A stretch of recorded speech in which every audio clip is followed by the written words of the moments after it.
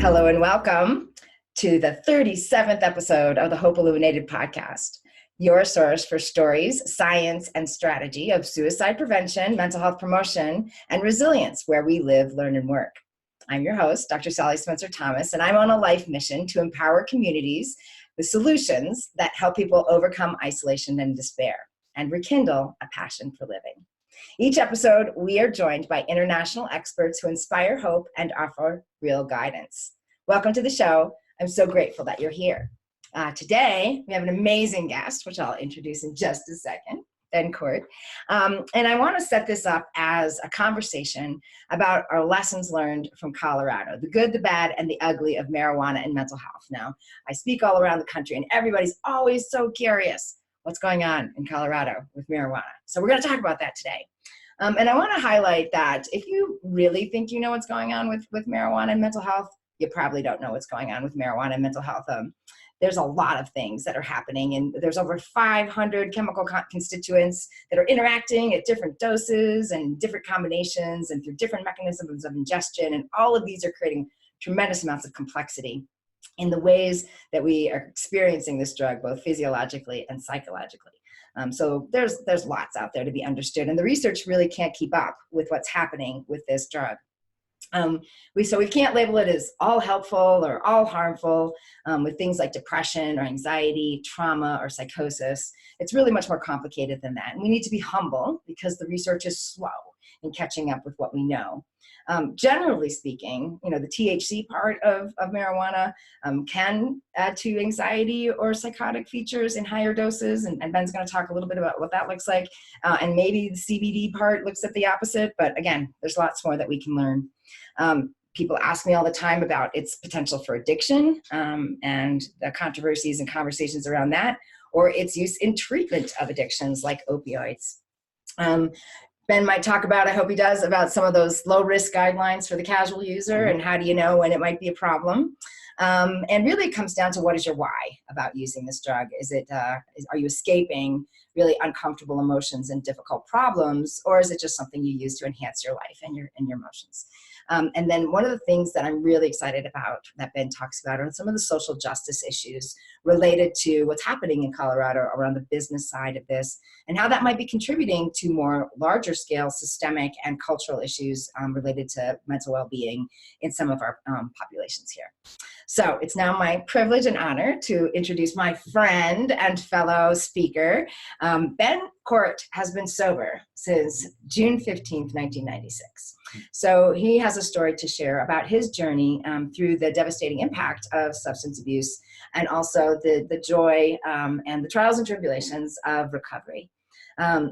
One of the things that I was thrilled to learn about is that he's a co-founder of one of my favorite things to talk about, which is Phoenix Multisport, a very innovative place where people who are working on sober living can connect around athletics and outdoor adventure and find fellowship and a positive lifestyle in their journey of recovery. I love Phoenix Multisport. He's also worked on public policy related to the legalization of marijuana, as well as a lot of things related to the business side of addiction treatment centers, including the ethics around marketing these treatment centers, and kind of helped lead and shape a conversation of what does ethical marketing around treatment centers look like. He has written a book, Weed Inc.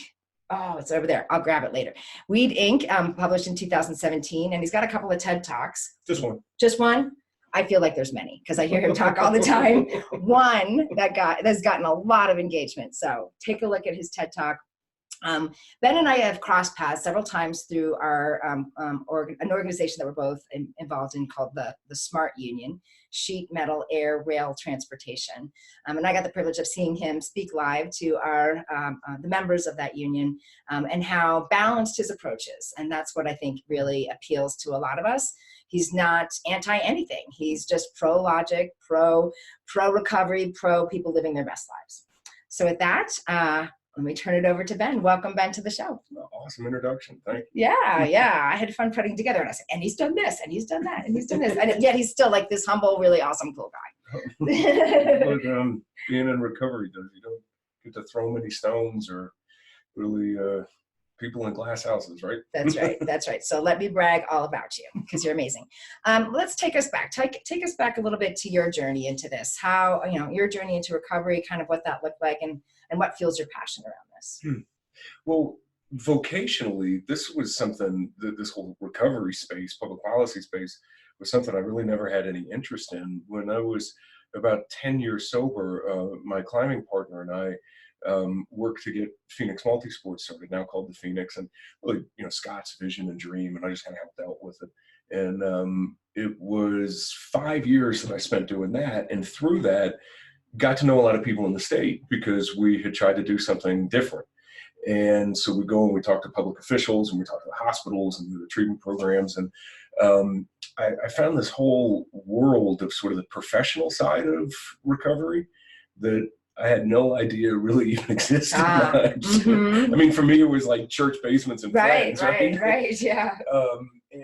And so I guess the interest that I started to have in how public policy and sort of large-scale perception affects those of us with mental illness and chemical dependency, that really started to wake up, I guess, for me in about 2012. All right. Well, take us back even farther. Can you share with us a little bit about your addiction history and kind of your turning point and kind of what recovery has meant to you and kind of the things that you learned through that process? Were there moments where you had an aha or, what parts of that journey had stick out to you kind of in the early days? It's a big question. I could talk for a long time about it. Inside of the 12-step world, we say, when answering questions like that, what you want to do is say what it was like, what happened, and what it's like now. Yes, perfect. The reality is, I know a whole lot more about what it's like now because I've been sober for just got 23 years. Congratulations. I saw you just passed your anniversary date. Yeah, so you were really a very young person. Yeah, I was barely 18. Yeah. And my use really encompassed only about 5 years. And so I certainly can go back there and I will. Well, I think it's important for people to hear that. But in all fairness, I know a whole lot more about the recovery side of it now than I do about the use side of it because it's been so long. I think I just want to make the point that you've walked this path. It's not like you're looking at it abstractly.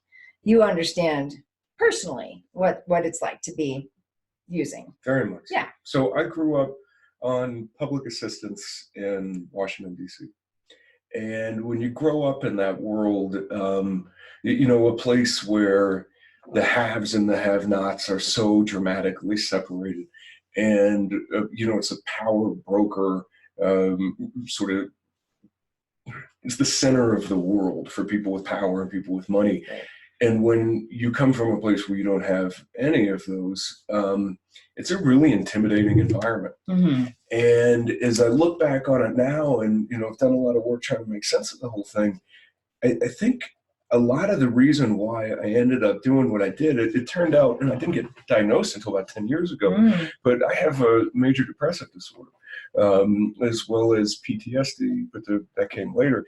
And I think I was really trying to figure out ways to fit in, to cope with that depressive disorder that I didn't know there was language for. I just very frankly, and not just because this is your world and I spent a whole lot of my young life trying to find reasons not to end my life because it just made sense. And so for me, substances, medicated and muted and also gave me access to a group of people where I didn't feel that paralyzing fear being in that place.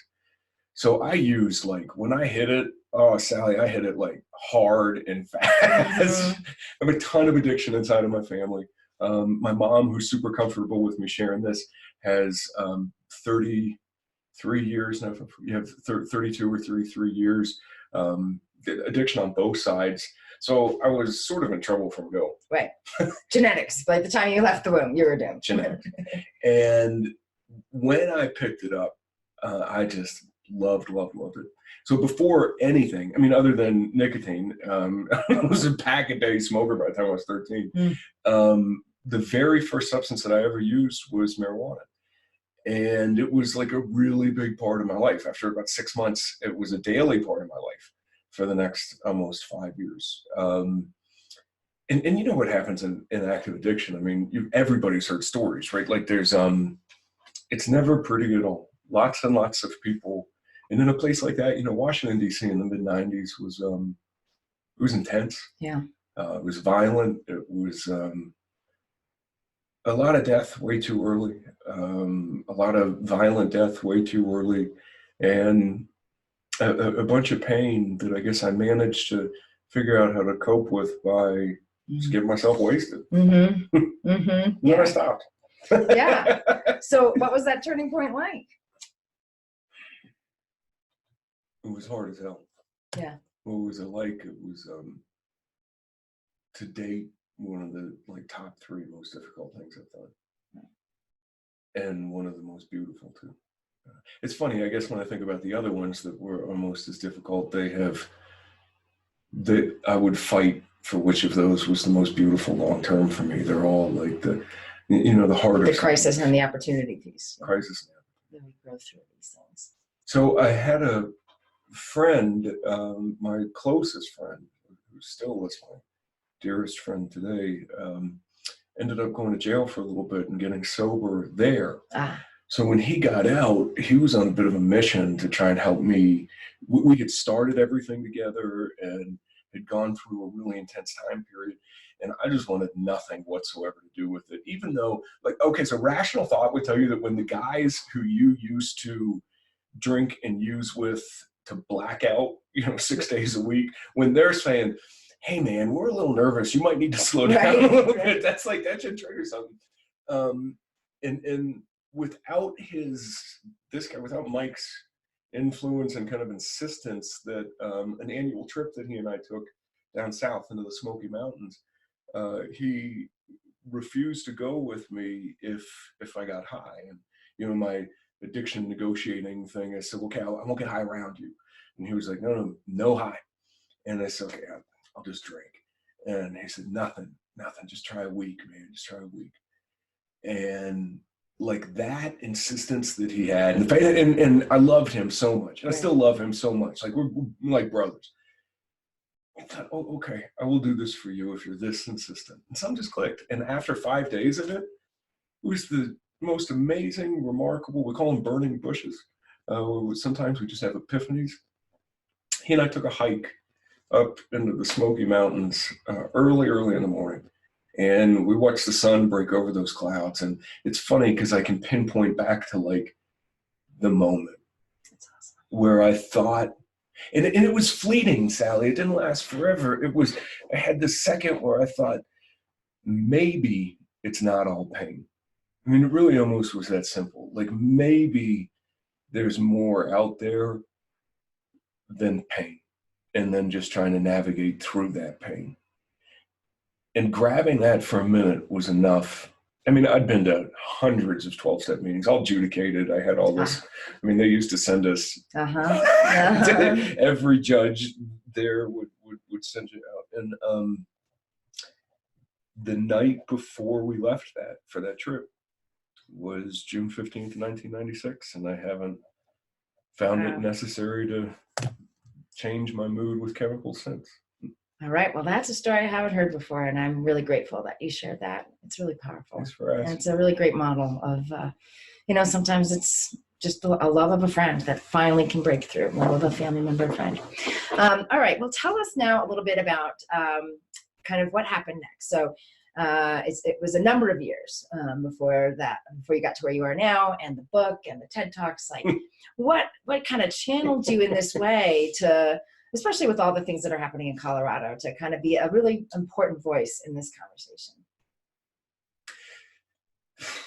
That question is gigantic. I know, I just asked 6 big questions all at once. So you just pick one, just grab one. Okay, so let me give you what I think is maybe might seem a little bit dodgy, but it's not dodgy. I just sort of think I ended up here.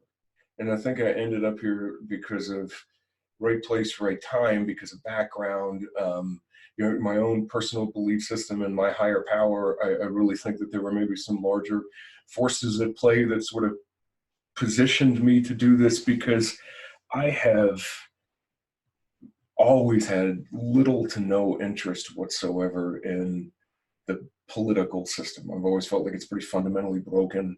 These guys, and in fact, like a quarter of my body is a politics, a stupid tattoo.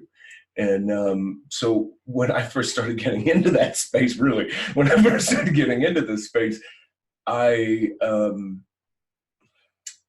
it almost happened in spite of me instead of because of me. Mm-hmm. And it was funny. I was having an interesting conversation with a really good friend who works at a treatment center down in Arizona yesterday. And because it's been a really busy month. I mean, I don't think I'm quite as jet setty as you, but I've been running this month. And like in a 4-day period, I was with a big state prevention thing, and then an NFL team, and then a group of police officers. Wow. And she said, how in the world do you end up in such diverse places? And I thought about it for a second before I texted her back. I said, I have no idea. I've never promoted it. I'm almost non-existent on social media. But the side to that I guess I feel in my heart is if this stuff keeps happening, and if I have this voice, there's almost an obligation. Mm-hmm. Let me tell you this 30-second story. I have a very dear friend, Dr. Denny Carice out east. She was from Penn when Penn did the Treatment Research Institute, where they taught us like everything we know about, just an amazing human being. And before like one of my first real big national interviews, and it's intense at the beginning, Yeah. Now you just go on, you're like, whatever. It's like a CNN or Al Jazeera or something. And I called Denny and I said, you've done this before. Like, what business do I have sitting there? I don't know what to say. I don't know how to reconcile this with the anonymity that we keep in the 11th tradition and the 12th step. And she said something that like 6 years later, I still remember every time I'm about to take a stage or do a media thing or TV or whatever. She said, Ben, how much of your peer group is not with us today? Okay, like 95% from when I was a kid. They're dead. They're in prison. They're welfare, not having a chance. And she said, for whatever reason, you've got the opportunity to speak for everybody. So you've been given a voice and an opportunity. She said, so hold that really carefully. Never be flippant with it. Be respectful about it. But she said, and this was the part I don't think I'll ever forget. She said, try to speak for the voiceless. Isn't that beautiful? Absolutely. And Denny's an amazing human. Wow, that's really powerful. Yeah, absolutely. And you really do have a gift. You have an incredible gift with communication. You are a bridge builder and a balanced perspective, and you're freaking funny. I'm really funny. I just gotta remind my wife that all the time. Like, come on, sweetie, that was awesome. Did you hear what I just said? Like, and I do really believe, we actually had a whole episode on this, that humor has a role in this, especially when the emotions are so high around something. If we could all just kind of breathe and laugh at ourselves and laugh at the situation, you gain a different perspective on it. So I really, really value all of that about you and your incredible authenticity. There's this thing. I know you're about to ask a question. There's this thing, if your viewers are interested, it's really fun to look into, kind of ancillary 12-step history, this idea we all come back to called Rule 62. And I won't bore you. Oh, it's so great. I won't bore you with how it came about, but it's funny stuff. And Rule 62 is, don't take yourself too damn seriously. That's a good one. And I remember the other day, not a whole lot of the stuff that's on my social media I do. Somebody helps me with it. But something got posted or something, and there was like this passionate hatred and vitriol. If you talk about weed in a way that's not flattering, like it's dogmatic. There's almost a religious like dogma associated with it. And these people, oh my goodness, like the harm they were wishing me and my family and the whole, and as I'm looking through some of this, and I never block people, because everybody should have a voice. I decided like, let's just have a little bit of fun with it. And I tried to post a few jokes going back and forth, and I tried to like, listen, like, let's talk. Let's, instead of pointing and yelling and everything you say is stupid and everything you say is stupid, let's talk. And the way I tried to get that conversation going was with like just trying to be a little bit funny. And I think I was really funny. It is hard when you're a flashpoint person, though, to get the strong voices coming at you, their claws out. Yeah, it's not a lot of fun. I'm not as talented as you. I take it personally. I'm like, why do they hate me? Yeah. Well, yeah. All right, well, let's talk about Colorado, because you're an expert on what's happening here, and I get asked all over the country, like, what's going on in Colorado? Because they all know, like, it's coming. Wherever state they are, like, it's coming. Like, it's a train that's left the station. So they want to learn from us, and what we've learned in our journey of after legalizing it, or even before, as the train was already moving. What have you noticed? What's happening in our state? So give us the story as you understand it. Well, yeah, I mean, it's such a change in the last couple of years of the perception of us. Like, okay, so I travel a lot, not as much as you, and I don't think, but I think we're pretty close. So every time you leave the state, like you used to leave Colorado, and people would be like, "Oh, I went skiing in Breckenridge once," and now they're like, "Haha, did you bring any gummy bears?" You're like, "Okay, that's freaking hilarious." Our state is like total ground zero. Yeah. We did it first, we did it biggest. I think it is a matter of time until California passes us by. Yeah. But what we did, which I think is kind of the most important, and there's like millions of things we can talk about with this. I know we're going to focus on mental health, which is right, but the thing that we did that I think is of most note is we totally just opened the world up to a brand new industry. And what we didn't do with that industry was build tight regulatory infrastructure around it. We didn't make profiteers, potential profiteers, and now huge profiteers. We didn't make them abide by any rules before we just gave them the keys. You know, we'll say that we did, and when you meet politicians, they'll go, "Oh yeah, it was wonderful. They had to do this and this," and all of that is politic and lip service.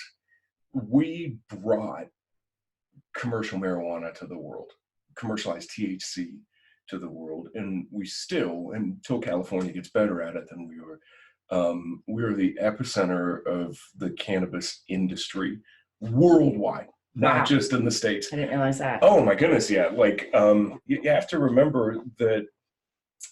Oh, there's so much with it, but you have to remember that we directly violated multiple international treaties when we did this, like multiple. I think it was 7. Kevin will know better than that. I think it was like 7.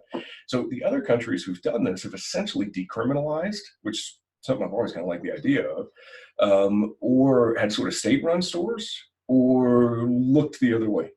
Nobody prior to Colorado at the end of 2012 said, "Okay, industry, come on." Wow. That's us. That's our legacy. Wow. Pretty intense. And as I've heard you describe it before, the drug itself has absolutely changed. Can you walk us through, the 5-minute version of the history of cannabis from, when it was first used recreationally to, what many of us may have used 30 years ago to what has happened since 2014? Totally. Yeah. From the first time we used it, like pre-recorded history. Humankind has interacted with cannabis, and for a number of different reasons. The majority of them medicinal, some of them religious, and not a whole lot recreationally until a couple of hundred years ago. Like, it was certainly never something that we dried out, lit on fire, and inhaled until fairly recent history. And the reason why we interacted with it is because in certain climates, it's a really fast, awesome growing plant that has some it has some amazing things about it. The medicinal components to it, especially before we had other options for some of these things.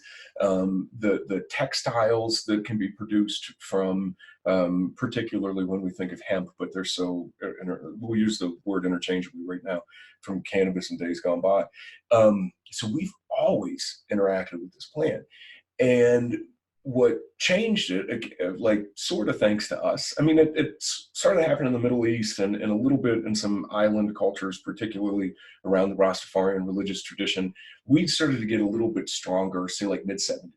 But this is so crucial to understand, Sally, and I hope, like, everybody, if you pay attention to nothing else for this whole thing, just get this part. Until the mid-60s, early 70s, the average THC content inside of cannabis, the part that gets you high, the psychoactive component, was less than 0.5%. Wow. So I didn't realize it was that low. Yeah, it was that low. It was like a 0.2 to a 0.5. I mean, again, you could have found exceptions to that in some places in the Middle East and also in some island cultures. But I mean, you would have been looking at like the baddest dope on the planet pushing maybe 2%. But the most important thing to understand about this, we focus so much on THC and the climbing THC content. The most important thing to know is that naturally occurring, and for millennium, naturally occurring was a 1-to-1 ratio of THC to CBD. Ah, that's right. Yeah. And this is so important because CBD is like amazing. So one, it's probably not what you're buying at Whole Foods or from your friends because it would cost way too much money. You're getting sort of watered down, weird things with it. But real CBD, extracted CBD, carefully extracted, or even synthesized CBD, has always neutralized the psychoactive components of THC. So for years and years and years, as we had this plant that was a 1-to-1 ratio, the issues associated with it were like, I mean, minuscule. The old joke that says the most dangerous part about weed is getting caught with it. Yeah. What was true. Like I mean, you're not going to convince me that a big reason why we didn't criminalize in the 30s was because we just wanted to find ways to lock more Black and brown people up. It was a fairly harmless, benign plant. So keeping in mind, less than 0.5%. In Colorado right now, the high point, the high water mark, is 99.99 repeating. We've isolated pure delta-9 THC in something called a distillate, which is you walk into any dispensary, it'll be on the counter, there's sales for them, and it's like a 9-month-old process. But it's really tough to get reliable data for this because the state's not doing it. I have a dear friend who's a chemist who I think has figured it out. So as of 2016, it looks like the average THC content in Colorado, when we take the plant and our concentrates, which are the majority of the market. The concentrates are the majority of the market. By value, yeah. We sell more concentrates in the flower. The average is going to be 42-43%. Oh my gosh. So I mean, like when you think about it, that's a fact, like a minimum factor of 80x. And so as we've gone from like a plant to a drug, and this is where I'll get like I'll get pretty firm on it. It has really changed the way that this is interacting with our brains and our bodies. So much of it's unknown, as you alluded to, because it's happened so quickly. But what we do know should really be giving everybody some pause. Because I remember listening to you and you said that the best research that we have right now, and maybe this has changed since the last time I heard you, but the best research that we have right now on trying to understand what's happening is based on 2014 marijuana, when it was maybe closer to 14 or 16%, or is a different percentage altogether, a totally different drug. The high point is 16%. The high point of our research is 16%. Yeah. So we don't even know. We really don't know. I mean, there are indications of some things that are happening and some things that I think a smart, forward-thinking society would say, stop until we know more. Cap THC potency right here. Stop producing this nuclear weed until we have a better idea of it. The problem is it pays so well. Right. And there's a lot of power in the money that is being had in the industry that is directing this. And I think the other thing that you said, as they are cultivating these stronger and stronger concentrates, I mean, I think one of the things that's so appealing to people who are considering using marijuana is kind of the all natural, and it's a plant, and there's not all these other toxins involved. Well, that's not true for the concentrate. Can you talk a little bit about kind of what you shared with us of how the process of extracting this often involves tremendous amounts of chemical interaction with the plant? Yeah, so extracting the concentrates certainly does. I mean, there's ways to do it without. They cost a little bit more money, so not quite as many people do it. But as the market's getting more competitive, and there's like an arms race. So basically, it's like how much THC can you get for how small an amount of money? You are seeing people use more, I guess, thoughtful ways, like a reverse osmosis, like a cold water, like even a pressing. It would be like gravity, kind of a compression thing. But for the most part, yeah, it's pretty intense and harmful chemicals we use to extract the THC from the plant. Butane was how it all started. Butane, propane, Everclear, these are all things we really love with it. But forgetting even about the concentrates that have this insane stuff in it. Like you have to, at some point, you have to separate out the THC from the butane. And you never really do that. And listen, like, don't smoke butane. It's not a good idea. Right. So if we can't get all of it out, you can never get all of it out. I wrote a chapter about the actual plant issues inside of the book. And more than the concentrates, the thing that I urge people to, especially you health conscious folks, is like what we have inside of these plants, the chemicals that we're finding inside of them is lunacy. Like we have things, I have example after example in the book. There are things that the FDA would jump up and down screaming, don't do that, to use topically on animals that we are ingesting orally. Wow. Or that we are combusting and inhaling. Because it's all about quick growth cycle stuff. Like if we can grow this plant, the faster we can grow the plant, come back to the money, always come back to the money. If we can grow the plant more quickly, they can turn it around. So traditionally, you should get a harvest a year out of cannabis. It grows pretty quickly, but you should get one a year in a place like Colorado. But as growth has moved indoors, we've had to synthesize environments.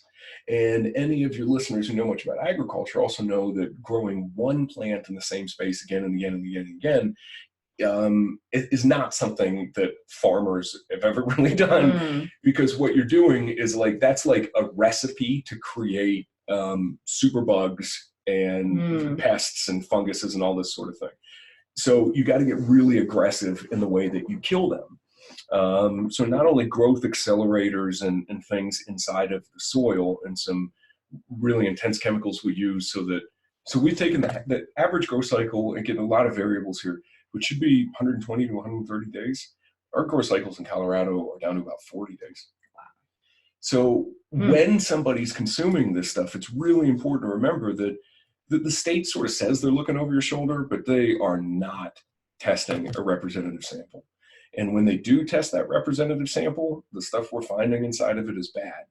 If you want to use something clean, just tell everybody who's interested in the health side of it that if you want to use something that is natural, the only real option is to get a seed from somebody who you can trust and to grow it yourself. Wow. Outside. Please encourage you to grow it outside. Stop overloading our grid with your intense power needs. And we burn way too much fossil fuel here in Colorado. We don't need to be burning more to grow this stuff inside. So the big takeaway point from that is the industry is moving lightning fast, and most of it is being motivated by profit. I would say all of it is being motivated by profit. And so that's doing some things to this drug that we don't even know, we can't keep up with on how that's impacting individuals and whole communities.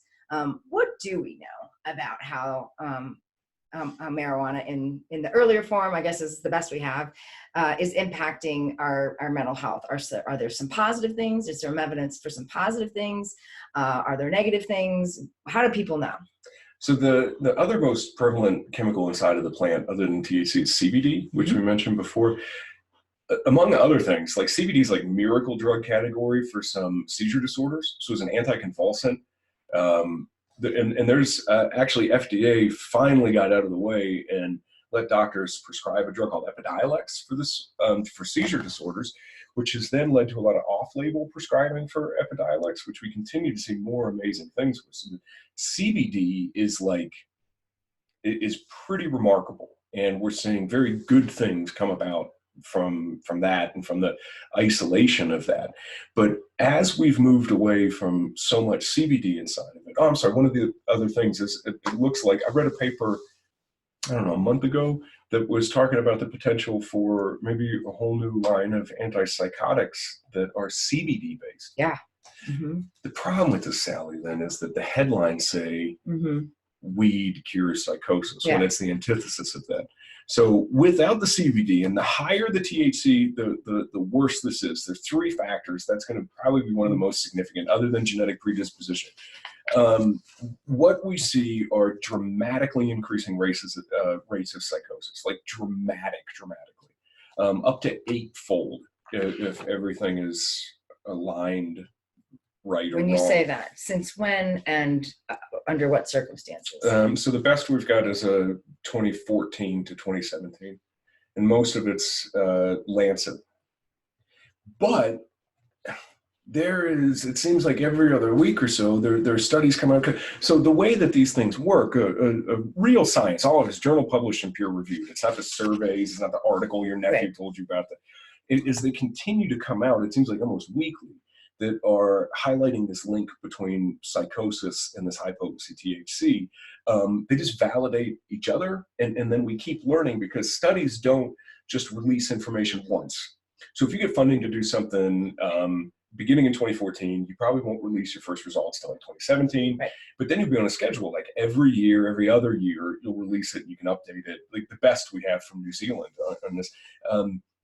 And what we are seeing is increasing rates of psychosis that's commensurate to the increasing THC that are absolutely startling. And psychosis, for those of you not familiar, the pejorative for that would just be crazy. And you and I do our best to avoid pejoratives in this space, but breaking the vernacular down is really important. This can look like everything from thought and mood disorders, definitely increasing rates of depression. It's causal for acute anxiety. It's strongly associated with anxiety disorders, so we'll see what happens there. 2.4 time increased risk of the diagnosis of schizophrenia for anybody who uses pre-18. So schizophrenia would be, so thought disorder, somebody's got depression, somebody's got, sometimes can be hard to spot. Somebody who has schizophrenia, this is somebody who's like seeing and hearing things that aren't there. Right. And that's like scary, scary. If you've ever, so just slow down and say that piece of data one more time, because I think it's all, if you use before 18, any use at all, one-time use. I mean, technically, yeah. Okay. Any use before age 18, your risk for schizophrenia goes up 2.4 times. And it is dose responsive. So right now it's just a correlation. I mean, the question always is causation correlation. Right. But with some of these things, the correlation is so scary that it exists, that's why I urge caution. Casual use, which would be about twice a week, we would call it, is associated with a 2-time increased risk of a suicide attempt resulting in hospitalization. And we can ask those questions. So that's how we kind of track that. So these things, so that you ask these questions, then, is it causal? Is it a correlation? And where I kind of come back to, because I'm not a scientist, a doctor, is like, okay, who cares? We know that the potential harms are so significant from this high potency stuff, that to continue to allow it to be produced and sold under like whatever state oversight, which is a joke that we're offering it, I think is like very, very negligent. And I think just like the only way we ever got big tobacco to change their ways was not because they had an epiphany it's because we sued the ever living hell out of them. And I think there's a lot I think Cort's going to change this eventually. I think a lot of these politicians who are so psyched about it and getting behind the idea, the John Boehners of the world, my representative in Longmont, Jared Singer, the people who are bought and sold by big marijuana, they're going to have some really tough questions to answer when what we're sharing is sound scientific, indisputable scientific evidence. Plenty of stuff is disputable with this. This is not. Yeah. When the world recognizes that, and they have to eventually, just like big tobacco was able to keep us thinking nicotine is not addictive, it doesn't cause cancer forever. When the reality squares up with the public perception on this, there's going to be some tough questions some of these folks are going to have to answer. And usually the way we get into that space is by talking about the welfare of our kids. What, if any, research do we have about our youth and their use of this drug in Colorado? Okay, so we know a lot about youth use. So here's where some of the bias comes into this whole thing. In the US, because it's been Schedule I forever, we've never been able to get approval to study efficacy. So whenever we look to the good sides of cannabis, we basically got to look to Europe and Israel. But in the US, we know a lot about the bad side. And the bad side basically is youth use. Like THC does not belong in a premiyelinated frontal lobe. And we could break that down for your listeners if you think it's... do it.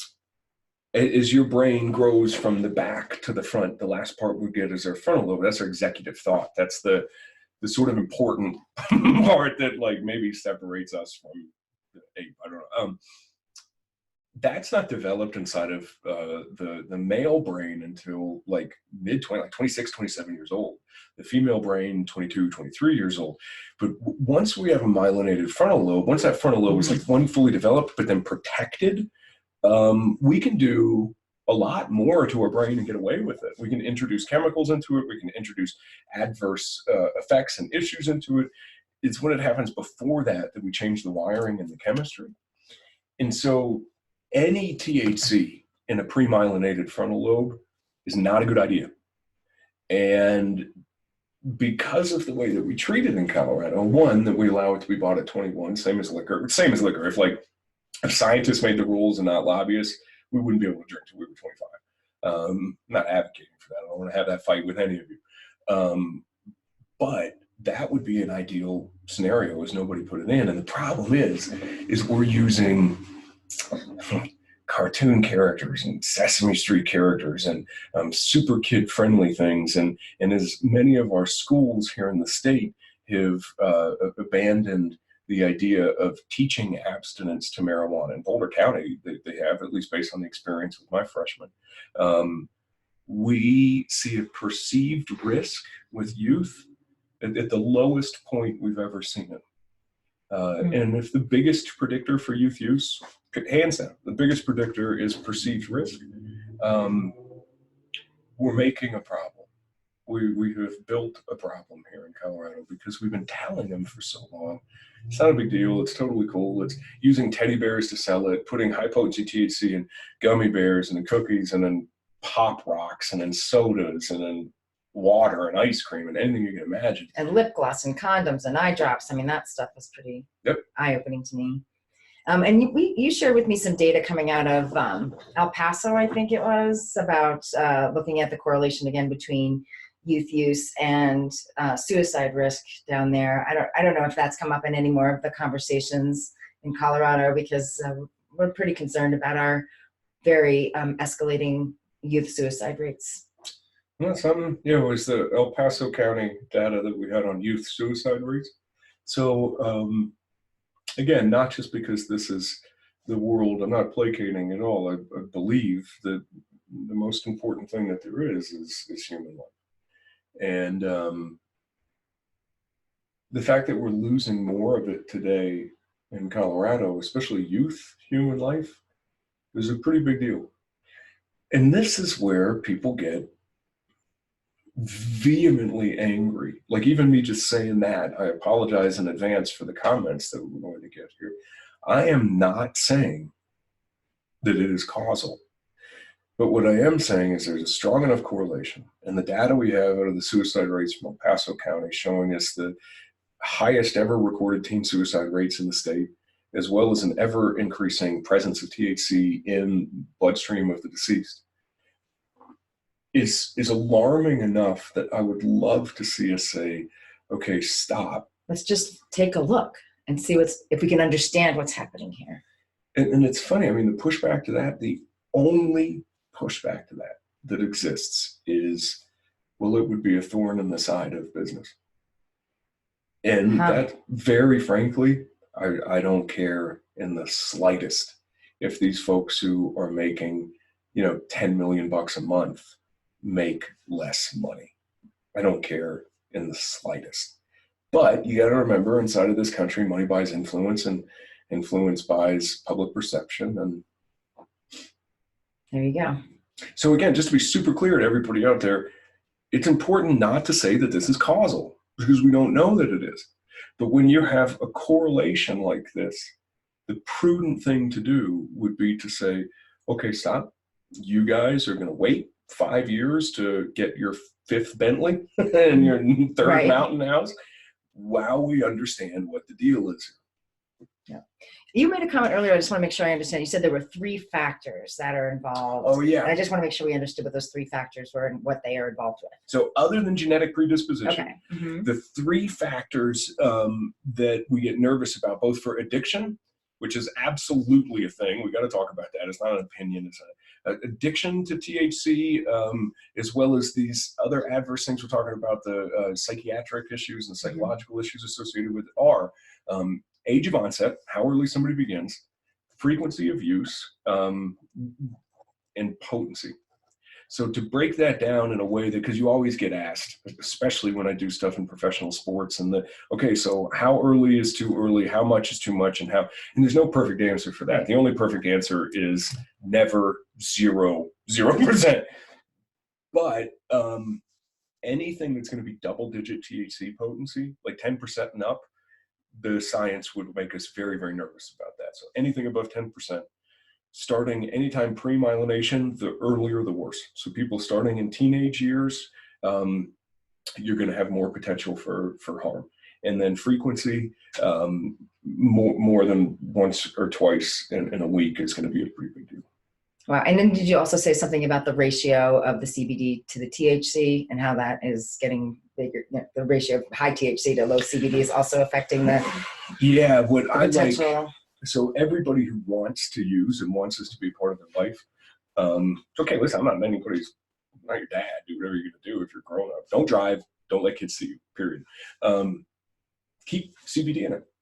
Get something that is lower THC and has CBD in it. If you want to get intoxicated from something, you will get mellowly intoxicated instead of fall down, dab intoxicated from something that's 8% THC with a 4% CBD. So think on that, you got like basically 4% of intoxicating factor there. That's not a good way to say it, but it will work. That would be something I would tell people I'd be way less concerned with, and because odds are you'd have a lot fewer issues with it. You brought up the term dab. I'm not sure that all our listeners know what dabbing is, but this is, again, how the drug has metamorphosized into something that's not your casual, 4% use of the 80s. It feels and looks like smoking crack. Can you describe what the process of dabbing is and how that is impacting people so intensely? So dabbing, that would be the verb of any form of concentrate consumption. So concentrate. Any type of concentrate consumption, even porous. No. Or just smoke. I would. You got me there.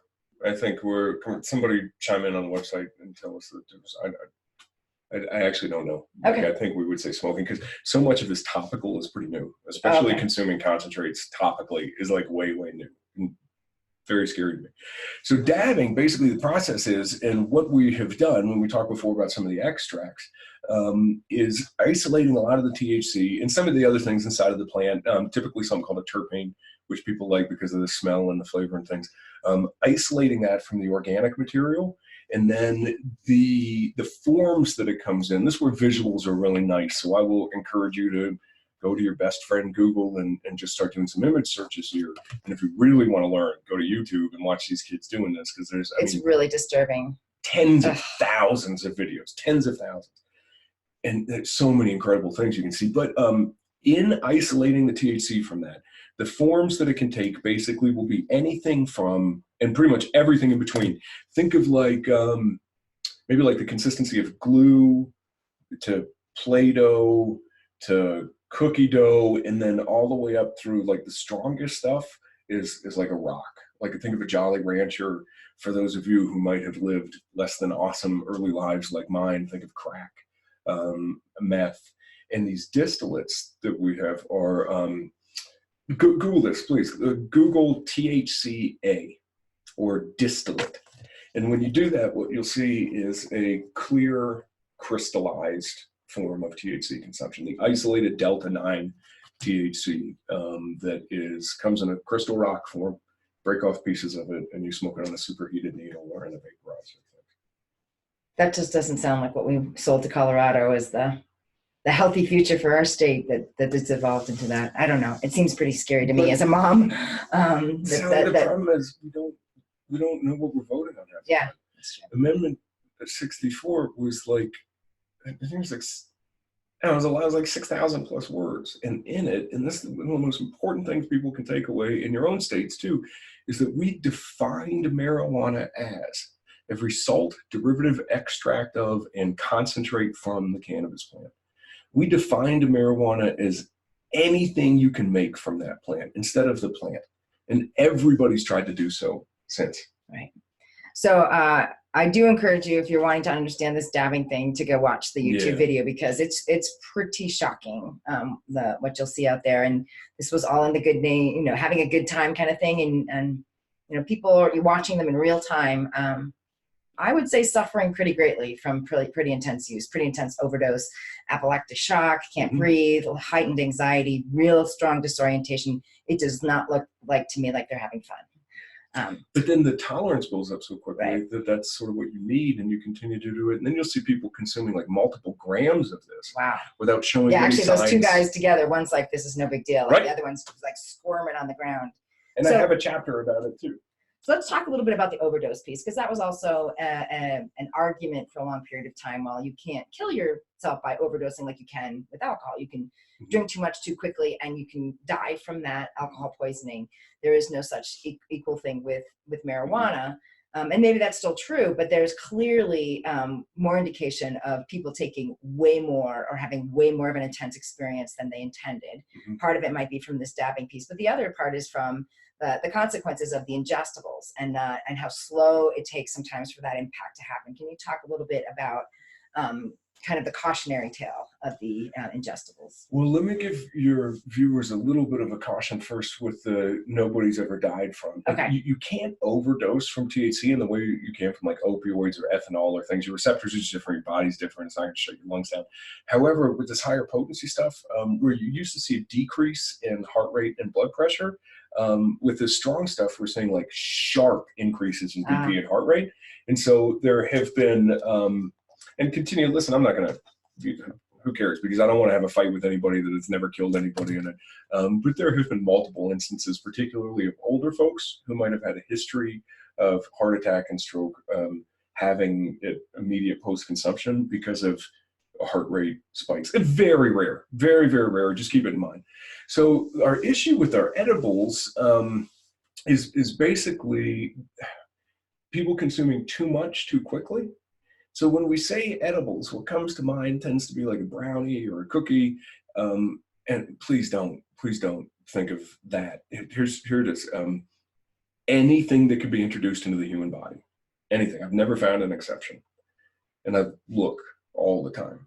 You mentioned a couple of the more interesting ones.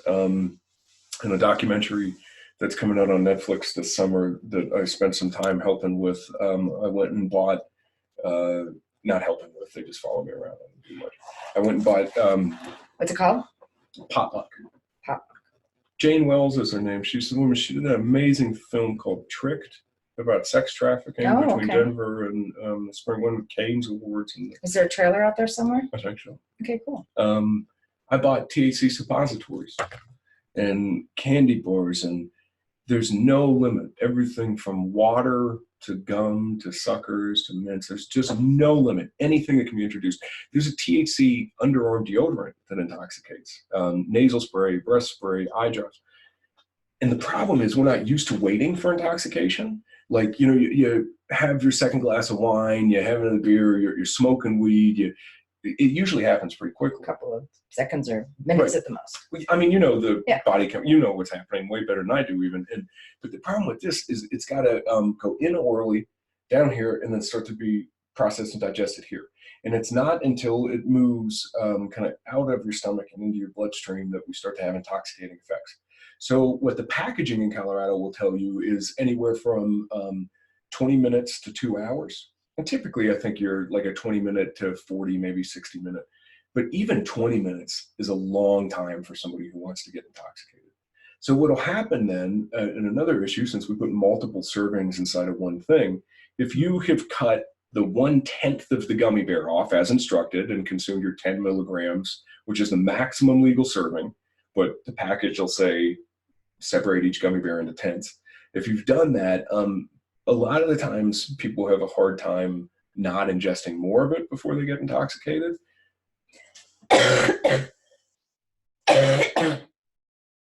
Sorry about that. Nice job. I'm back. Okay.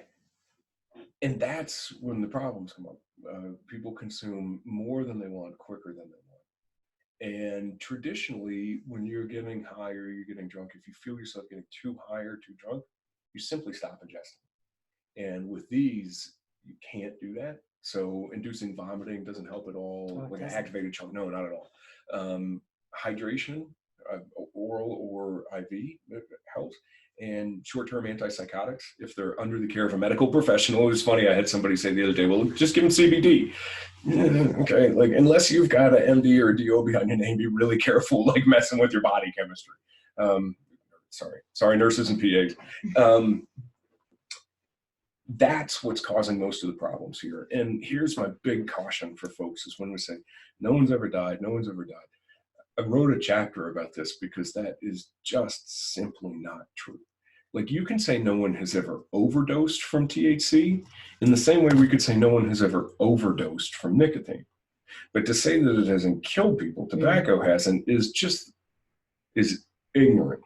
So behaviorally mediated deaths are what we get nervous about. And I know in your world, that's like, what percentage of people harm themselves when they're not intoxicated?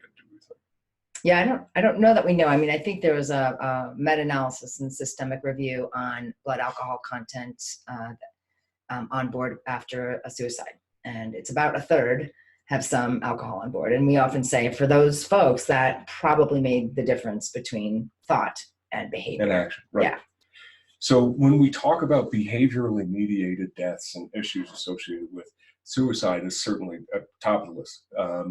This stuff, the psychosis, so psychosis can manifest as violence. There's a whole book about that I think took a few liberties, but it also can look like just terrible, poor decision-making, getting behind the wheel of a vehicle, because you are not, here loud and clear, like all the science. If we don't have science about it, I won't tell you we do, but you are not a better driver when you're high, period. And people getting behind the wheel. And why is that?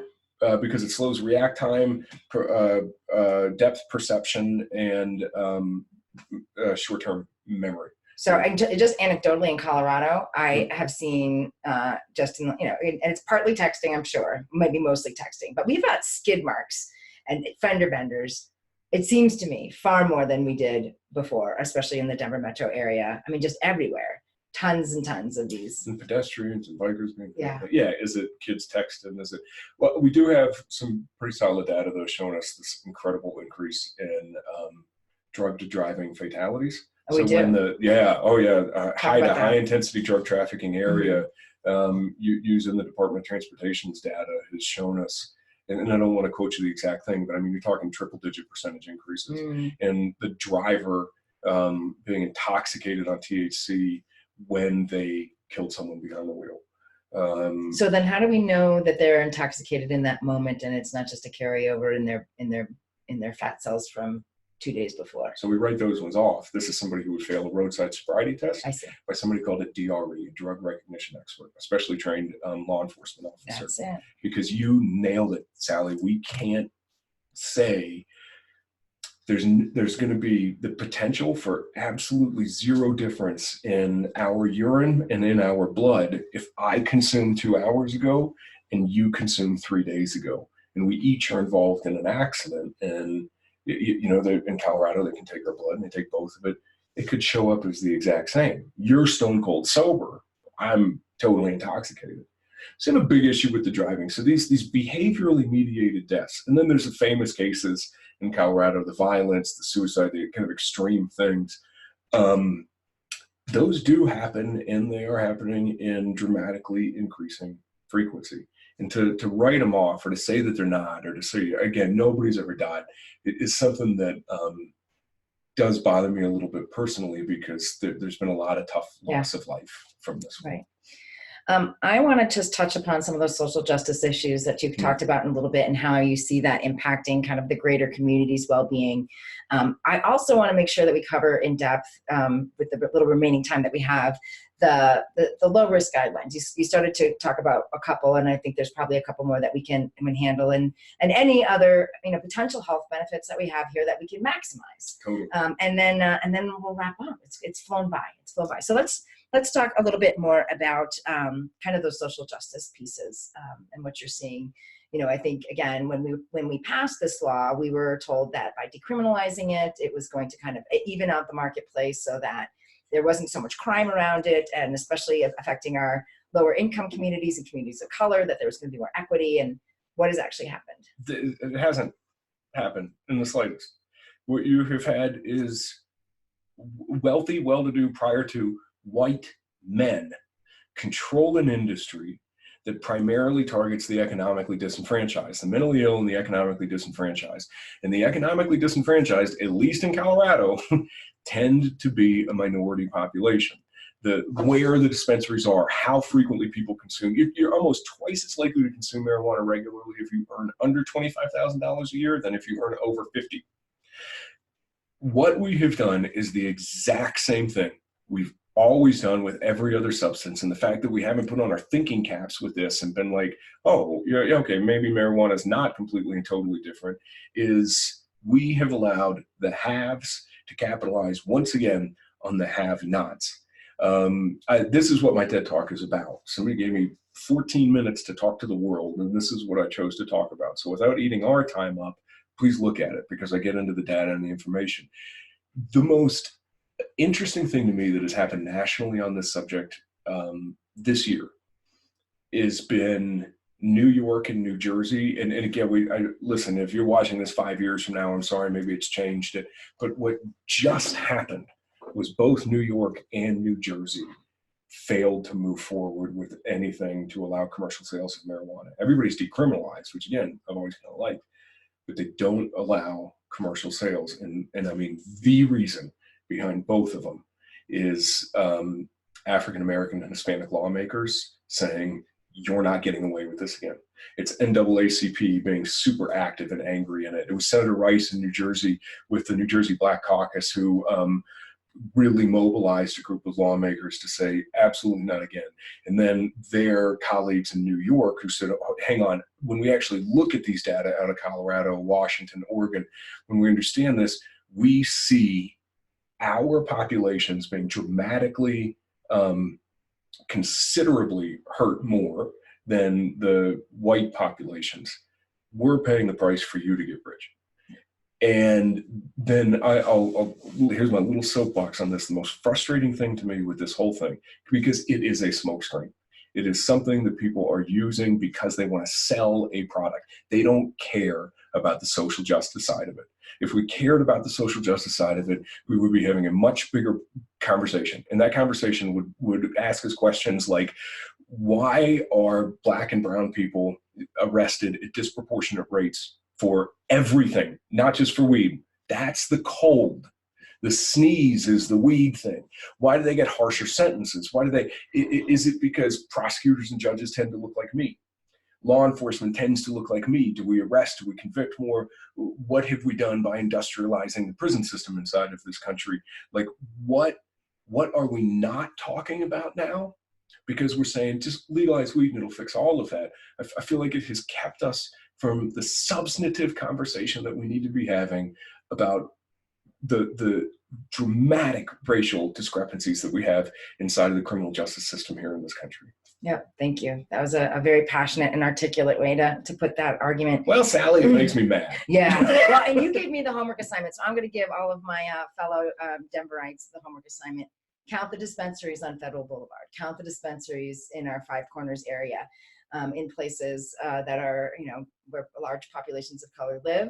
And they will outnumber the McDonald's and the Starbucks by great ratios. Yeah, the highest population or density of dispensaries in Colorado, I think, still is Globeville. And in Globeville, I think the average income in Globeville is under $18,000, 93% African American. There's one dispensary for every 47 people there. Wow. Right. All right, let's focus on a positive note. For those casual users that you often say, I don't care about you. Casual user, have a great time. Awesome. Do your thing. Yeah, do your thing. How do people maximize the benefit of their recreational use, or even if they're maybe using it to help with a thing? What do those low risk guidelines look like? So here's my biggest thing, because I pretty much despise the profiteering industry behind all of this. Buy it somewhere local. I mean, get it from a place that is independently owned, that doesn't have 15 brands underneath the umbrella and like one dude who's over 90 licenses, or grow it, get it from a buddy, because you can get it anywhere. And so don't support commercial THC. Don't support Monsanto, screw Nestle. Like, this is bigger than just weed, okay? Like, don't support corporate marijuana. Remember the whole, like, friends don't let friends drink Starbucks, or friends don't let friends buy corporate weed. Make sure there's CBD in it. Like, I would strongly encourage you, from somebody who spends his life trying to understand this and reads everything that comes out, including every issue of High Times and the cannabis industry, and everything that comes out, try to keep it under 10%. Like, if you keep that THC content under 10%, I will be a whole lot less nervous. And make sure there's CBD in it, because CBD, until we know more, there's some people who would totally disagree with me. Sorry, Dr. Finn, and make sure there's CBD in it. All right, cool. And how would you like self-monitor and say, well, maybe this is getting beyond what I would want to have this in my life? What are some benchmarks before people trip up into something where it's pretty dysregulating? What are some maybe potential self-monitoring warning signs that people can have? So let me give you this advice, and let me give you this advice for weed, booze, pills, gambling, pornography, like shopping, spending. Let me give you these guidelines for the things that are spiking your dopamines and doing interesting stuff. Anytime this stuff becomes your go-to solution for a problem, I get a little bit nervous. Yeah. Because our go-to solutions should be this thing called resiliency, and then it should be community, it should be higher power, it should be family, things like this. So if it's a consistent solution to your problems, I would be concerned. I get a little bit nervous, and this will be a little more THC specific, when you see dramatically increasing tolerances. Be very aware if you see yourself needing much more of something to get the same effect. And then one of the best pieces of advice I can give people, and I give it all over the country, is like, stop for a little bit. Even Snoop takes a tolerance reset every year. Call it a tolerance reset, because it'll be cheaper to get high later. Right. I would really encourage you, if I could, to take 60 uninterrupted days off. If you can do that, if you can, cool. In fact, if I can say that, and if you're like, yeah, sure, no problem, I'm not too nervous. If I say that, and there's this part inside of you that's like, if you really feel like you can't do 60, if you know, oh, well, I got to go out to, I don't know. The wedding, the ball game, the blah, blah, blah, whatever. Do 30. If we can't stop putting something into our body for 30 days, and the pushback is, well, what if I don't want to? It enhances this. Okay. But if you're nervous that you might have an issue with it, if you might be interacting with it in a way that's not healthy, take 30 days off and just reflect. I really encourage people to write a little journal. It doesn't even have to be about the weed, just a sentence or two a day. What are you feeling? What's going on? Then you can go back and review that and sort of see how it feels. You can also ask the people around you. If you have people who you know love you, ask the non-users. Ask the people who don't consume. And the reason why we don't do this a lot of the times is because often we just don't want the answer to this stuff. Like, is my fill in the blank an issue, because we don't want to stop it? But if you really are curious, ask your partner, ask your kids, ask some of your best friends who don't consume. Like, hey, is this cool? Have you seen anything weird? And ask 2 or 3 people and see what the results are. What's the worst thing that can happen? Like, the worst thing you can happen is that all of them will tell you yes, and then you still get to make that decision. Wow, so much here. I really feel like we could talk all day. Yeah, right. I do. We got so much to cover here. So let me just kind of hit some high points. Go grab that book. Grab it. We'll come back and get it in a second. Let me just highlight a couple of things that we talked about, and then I'm going to come back to you for final thoughts. Oh, it's right in the bag. Really, worth our effort. Right there. Go ahead, grab it. All right, so we started off today talking about how Ben entered this conversation, which was his own personal journey of substance use, and his journey into recovery, really from the love of a peer, and how that use actually was partly for dealing with a depressive disorder, and then later post-traumatic stress. The love of a peer. Thank you, Mike C. The book. And partly because you're in an environment where it was hard to fit in, and it was a place that you found connection and also escape from that feeling of being an outsider. now you're working with things like the NFL and states and even countries. You're consulting with Canada and New Zealand. And New Zealand. So there's been a lot of lessons learned from those humble but honest, authentic beginnings into this work. And I truly believe that you have been called, because you are having a phenomenal impact. So Colorado, ground zero, the big step into this, the first. And one of our mistakes, all states who are thinking about doing this, is not having a cap on the regulation, or now I'm understanding on the definition on what marijuana actually is. And it's allowed our state to have all of these iterations on this drug that we can't get in front of now.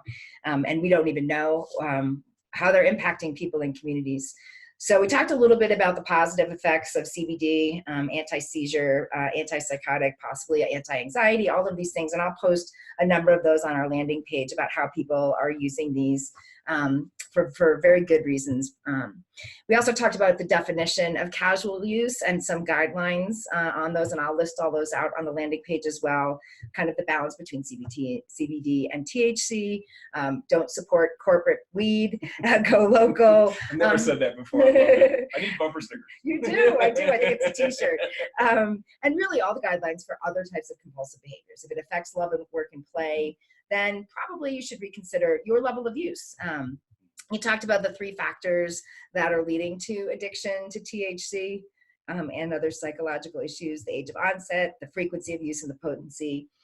We talked a little bit about what we know around youth and its impact, and we really don't know, but the data that we have from 6 years or so ago is not great on how it's impacting youth, and youth that are using before their brains are fully formed. It's not going well. There's some big impact, and as the research will come forward, we'll learn more about that. We talked about overdose and the risks with dabbing and ingestibles. And we talked about the social justice issues, that this isn't just impacting individuals, it's impacting communities and community well-being. Lot of richness here and a lot of passion. Do you have any final thoughts for us before I go ahead and wrap up? Here's my last thing, is like, keep learning about this. And the scary thing to me about this subject is, since we think we know what it is, we stop learning. If you sit down with me and you agree to finally teach me how the game of cricket is scored, I am going to be leaning in and paying great attention, because I have no idea how they score this thing. It's just baffling to me. But if you tell me you're going to teach me like how to put my belt on, I'm going to tune you out, because I already know everything about that. So back to your intro, which I thought was just brilliant in the way that you said this, like, consider that maybe you don't know everything there is to know about weed. And unless you've purchased something commercially in the last year or two, everything you know about it is antiquated. And so in that, we can come into this conversation with a spirit of curiosity and a thirst for knowledge. Instead of an idea that we already know everything there is to know. Or that we have to be, fighting each other on this, when really everybody wants a fully engaged life, and we have different pathways to there. And how about do as little harm as possible in that pathway to a fully engaged life? Beautifully said from a beautiful person who does beautiful work. Oh, thank you, Ben. This was awesome. It was so awesome. And I'm thinking there's so much here. We might have to split this into 2, because there's so much content here. So hope you enjoyed it as well. Thank you, Ben, for coming out. Thank you, all the listeners, for doing this. Thank you, Dave, our sound producer. This is great stuff. If you want more, go to the website, sallyspencerthomas.com. Dozens of podcasts and webinars there. Please check it out. Also sign up for the newsletter. We have Twitter chats and blogs and all kinds of good stuff coming forward. So, closing motto: open your heart, challenge your thinking, and take action to save lives. Together, we can restore dignity and sustain a passion for living.